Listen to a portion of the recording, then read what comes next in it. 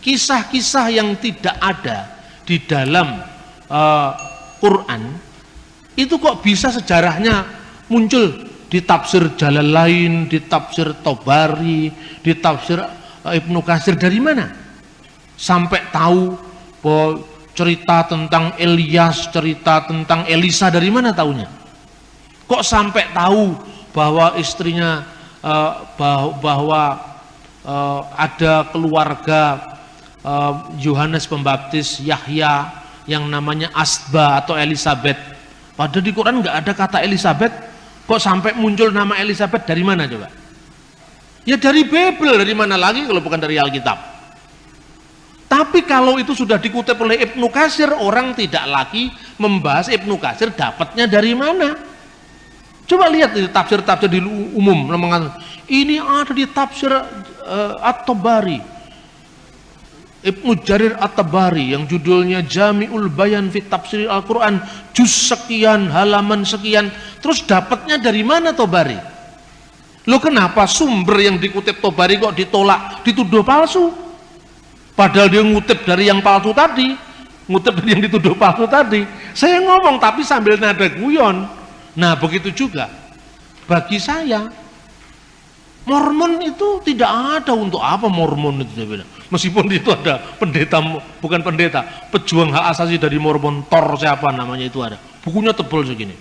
Dia pejuang hak asasi. Ketawa-ketawa itu saya ngomong. Mormon, saya tidak percaya kalau Joseph Smith adalah nabi.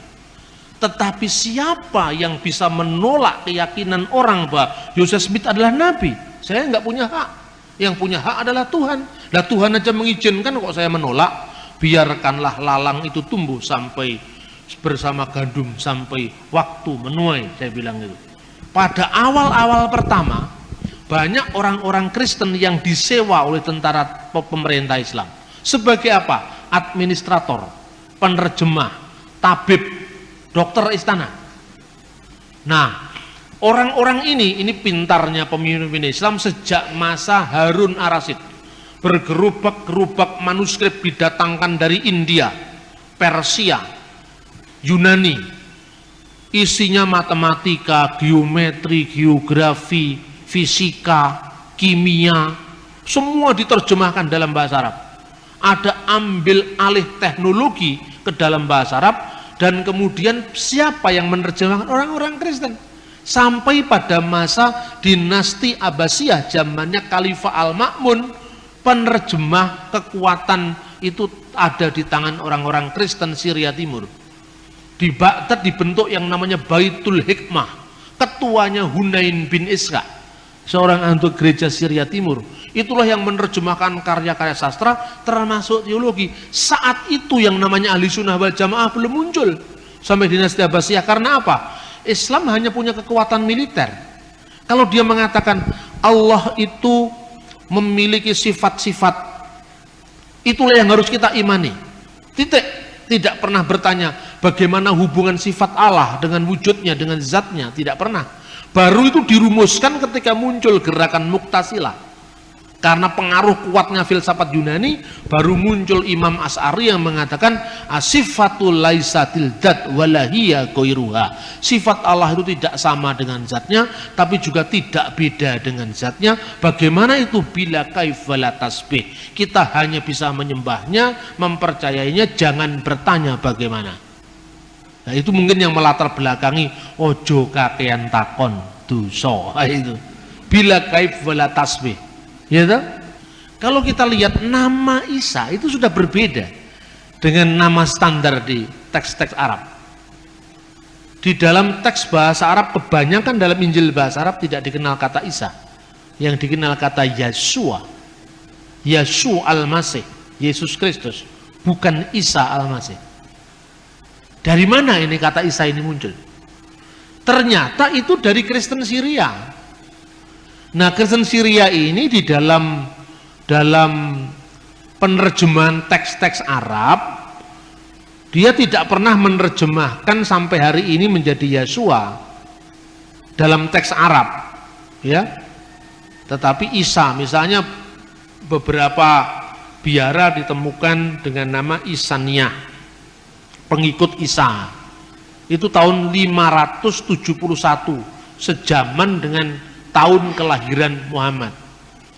Kata Isa itu ternyata fonetik koresponden, perubahan bunyi. Dan itu tidak salah. Contohnya gini, saya sering ulang-ulang kata-kata ini. Orang Jawa tidak bisa ngomong huruf Ain, Abu Bakar, Umar, Utsman, Ali, tapi Ngabu Bakar, Umar, Ngusman, Ngali. Orang Sunda sulit untuk mengucapkan huruf F, ya, dia tidak bisa ngomong misalnya Arifin tapi Aripin. Orang Dayak juga begitu, Aripin. Orang Batak sulit untuk mengatakan huruf K di tengah, tegas. Maksud saya, kan orang Batak nggak ngomong maksud saya. Maksud saya tidak begitu, maksud saya, maksud bukan maksud. Ya kan? Tapi apa disalahkan? Itu kan pronunciation itu kan memang khas pembawaan dari masing-masing suku, masing-masing bahasa. Justru karena itu saya tahu kalau Anda orang Batak, karena tidak bisa ngomong maksud tapi maksud. Kalau disuruh ngomong sebetulnya bisa, tapi karena udah keenakan begitu.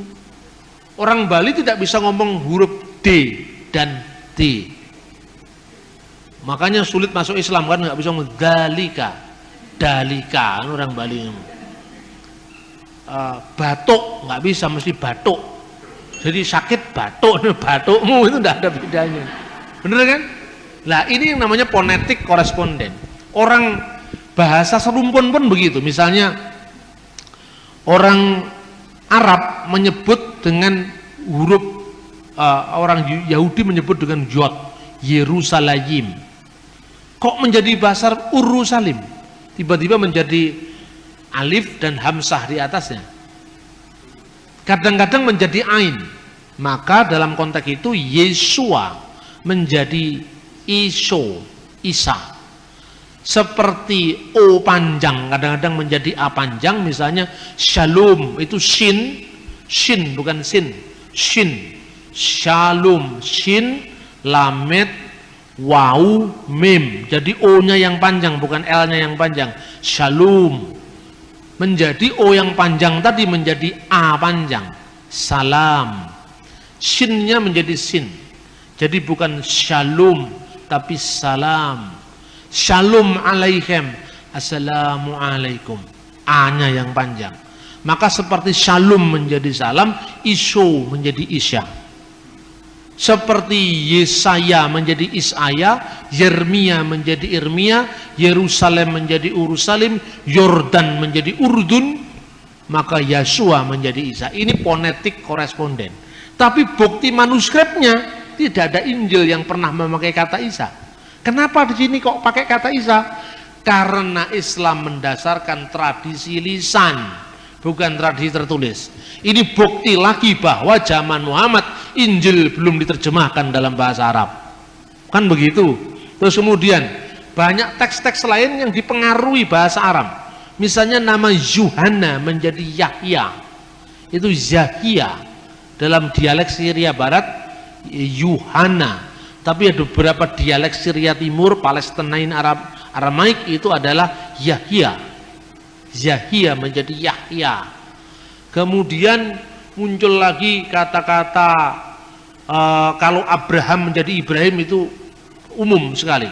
Seperti misalnya kata Nimrod menjadi Namrud, Ibrahim menjadi Ibrahim, itu dalam gejala bahasa namanya metatesis, ya, metatesis. Itu contohnya banyak. Nah, kemudian dari konteks perjanjian lama banyak narasi-narasi dari Talmud yang kemudian masuk mewarnai teks Islam, Al-Quran misalnya. Ibrahim dibakar tidak mempan dalam api. Dari mana sumbernya? Ternyata itu seorang rabi Yahudi abad kedua Masehi, ya, Pirkir Rabi Eliezer menerjemahkan Ur itu Ur menjadi Ur. Jadi di situ dikatakan Ani Adonai Asher Hoshetika Me Ur Kasdim. Kejadian pasal 15. Akulah Tuhan yang telah mengeluarkan engkau dari Ur Kasdim. Itu firmannya kepada Abraham. Dibaca oleh Pirkei Rabi Eliezer, Ani Adonai Asyar Hosetika me Ur Kasdim.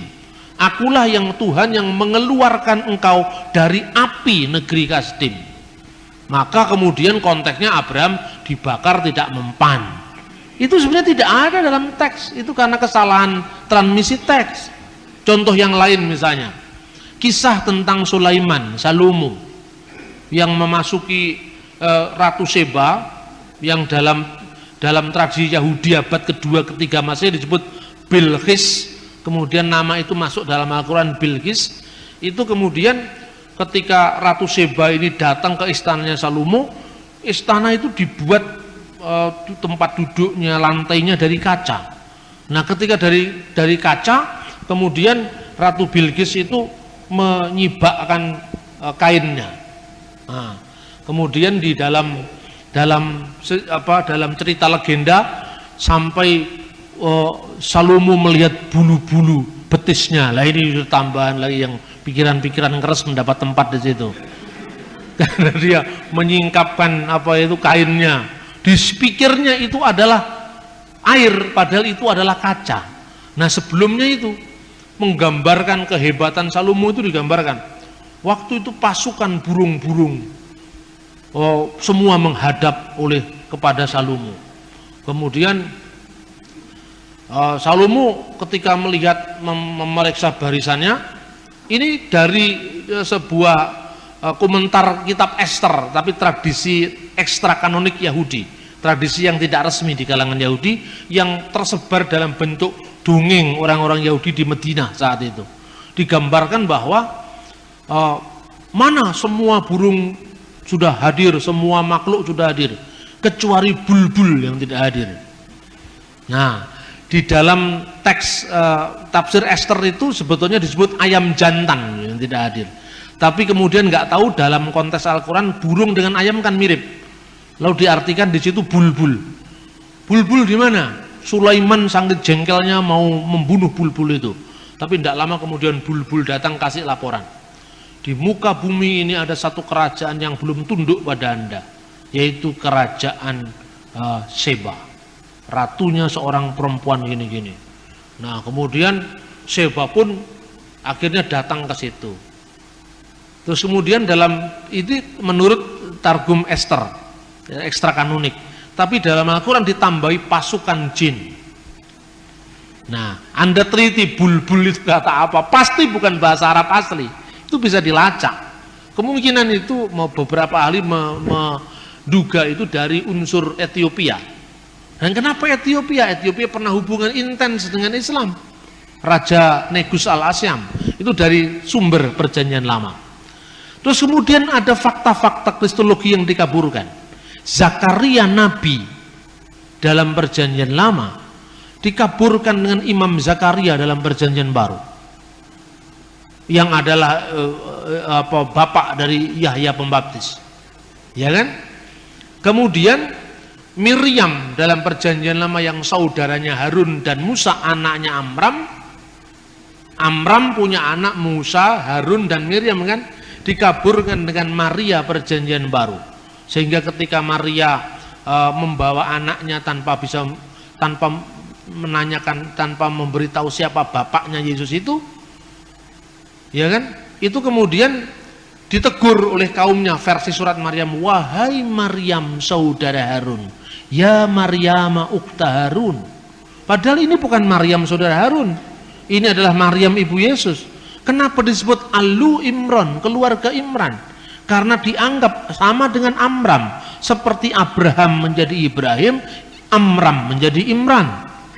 Padahal sebenarnya mestinya Ahlu Daud, keluarga Daud, bukan keluarga Amram. Karena Yesus bukan keturunan imam, Yesus adalah keturunan Yehuda. Nah, ini banyak fakta-fakta yang seperti ini sebetulnya lagi membingungkan. Makanya Hasan menjawab, Maryam disebut saudara Harun, itu Harun yang lain.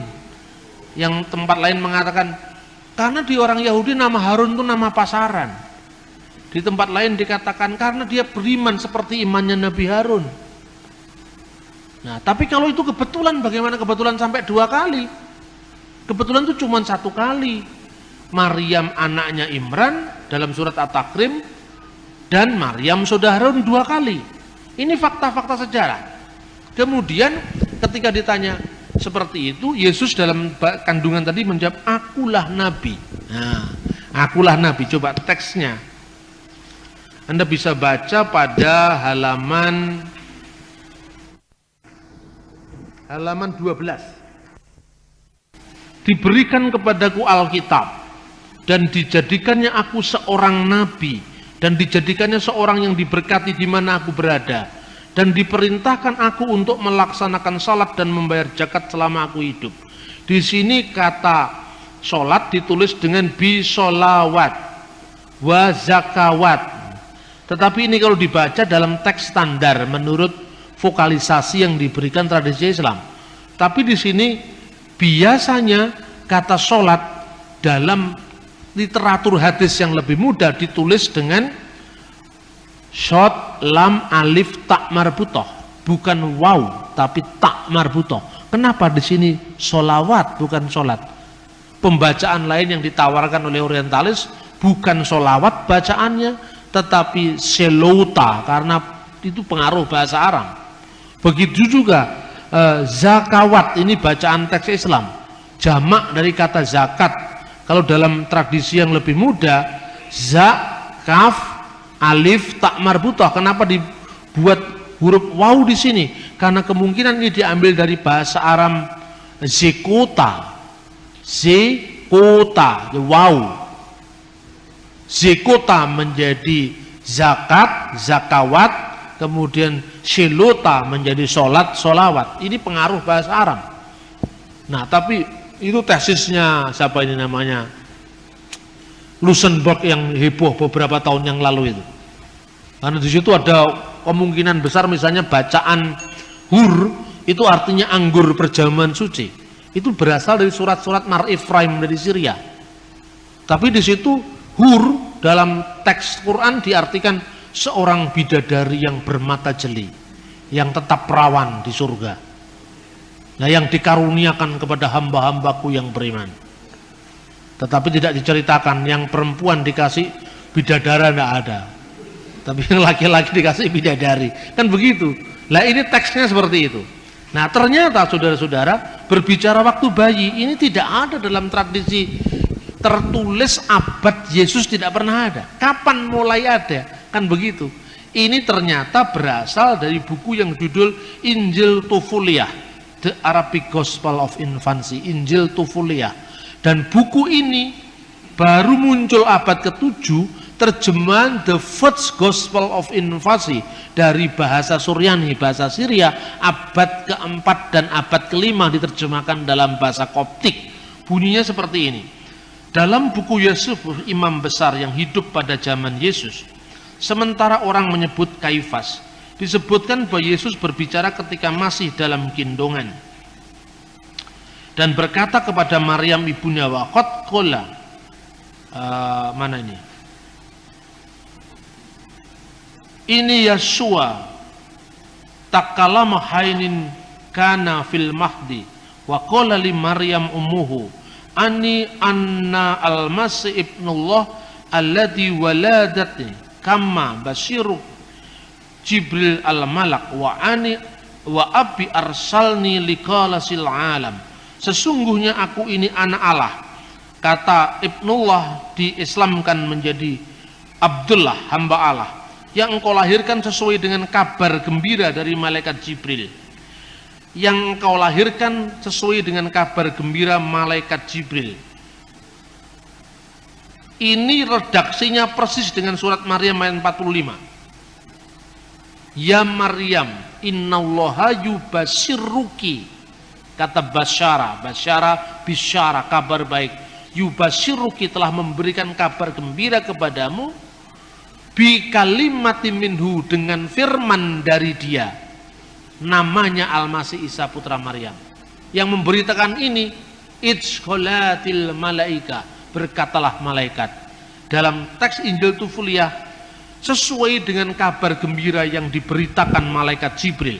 Terus kemudian kata ini tidak muncul karena tidak cocok dengan semangat Islam. Wa abi arsalni likalasil alam, dan Bapakku telah mengutus aku untuk keselamatan alam.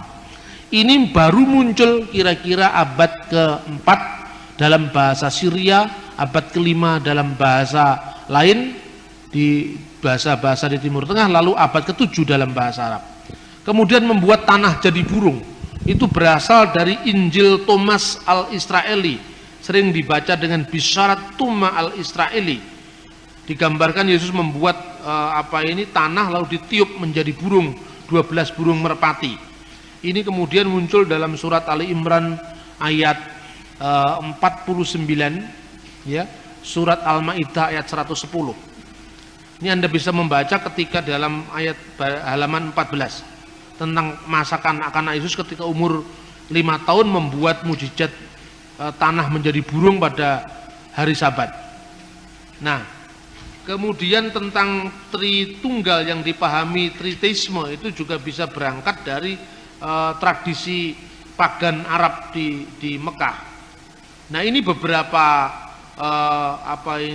setting sejarah yang ternyata itu diambil dari literatur apokrifa. Nah, sekali lagi saya sampaikan kepada Anda, menyampaikan narasi seperti ini memang harus sangat hati-hati. Saya bisa ngomong begini di jaringan Islam liberal, tidak menjadi masalah. Tetapi saya akan mikir 2 kali kalau saya harus ngomong begini di forum-forum yang lebih lebih fundamentalis. Jadi saya lihat situasi. Saya pun misalnya ketika saya ngomong di kelompoknya Salihara itu, kelompoknya Gunawan Muhammad, saya bicara begini. Tidak ada agama yang tidak saling meminjam tradisi agama sebelumnya. Saya memberikan contoh. Contohnya dulu adalah kata sabat dalam bahasa Ibrani. Itu berasal dari kata sabatu bahasa Akadia. Itu konteksnya dengan Dewa Marduk. Nah, tapi setelah saya menguraikan begitu, saya ceritakan, nah dalam Islam misalnya, kisah Yesus bicara waktu bayi itu berasal dari buku apokrif. Buku apokrif itu kumpulan legenda-legenda rakyat yang kemudian ditulis pada kira-kira ratusan tahun setelah zaman Yesus. Bisa bicara waktu bayi, membuat mujizat tanah jadi burung dari Injil Thomas. Itu semua orang mendengarkan tuh sampai melongo begini. Nah, lalu pikiran dia, lalu kalau firman itu diartikan out of history, bahkan over history, turun dari langit. Lah bagaimana? Itu kutipan dari dongeng-dongeng rakyat turun dari langit. Tapi kalau bagi orang Kristen dan orang Yahudi, wahyu itu kan bukan didikte malaikat. Jadi kalau kata sabat itu paralel dengan kata sabat itu wajar saja. Tidak ada masalah bagi kita. Misalnya Leviathan dalam kitab Ayub, itu kan naga laut artinya. Apa berarti bahwa orang Kristen mengakui tentang eksistensi binatang legendaris tentang naga laut? Tidak. Tetapi itu bahasa sudah diserap menjadi bahasa Ibrani. Aspek mitologinya sudah hilang. Contohnya misalnya Lukas pasal 1 ayat 78. Surya pagi datang dari tempat yang maha tinggi. Anda pernah membayangkan ketika membaca Lukas pasal 1 ayat 79, itu yang Anda bayangkan adalah Betoro Suryo, bapaknya Adipati Karno? Tidak, tapi karena kata surya sudah diserap dalam bahasa Indonesia, sudah mengalami demitologisasi, bukan mitos yang dialihkan, tapi bahasa atau istilahnya. Bagi orang Kristen memahami yang seperti tidak terlalu sulit, karena apa? Wahyu bagi kita tidak turun dari langit, tapi wahyu itu menyejarah. Bagaimana hubungan Injil dengan kebudayaan? Kalau bagi Islam, Quran itu bukan hasil budaya. Kalau Injil, bahasa yang untuk menulis Injil itu hasil budaya. Tapi pesan-pesan teologisnya itu dari surga. Surga kan tidak ada bahasa tertentu. Bahasa yang dipakai oleh kitab Injil, Taurat, semua kan bahasa manusia. Terus saya mau tunjukkan bahwa ada kontekstualisasi yang sangat indah antara budaya lokal dengan pesan-pesan ilahi. Contohnya, Alkitab sering menyindir dengan bahasa-bahasa plesetan. Mungkin tidak pernah ada yang neliti fungsi bahasa plesetan dalam Alkitab. Pernah? Ada di Alkitab. Saya bisa mau tunjukkan kepada Anda. Contohnya, ketika Alkitab mengekspos Menara Babel. Waktu itu bahasa seluruh muka bumi ini satu adanya. Nah, lalu mereka ingin mencapai Tuhan dengan mendirikan menara. Untuk apa? Karena dengan menara itu dia akan lewat bab L. Itu kan sindiran terhadap agama pagan Babel. Dengan kekuatan sendiri mau mencapai yang namanya pintu ilahi. Bab itu pintu, L itu ilah, pintu dewa.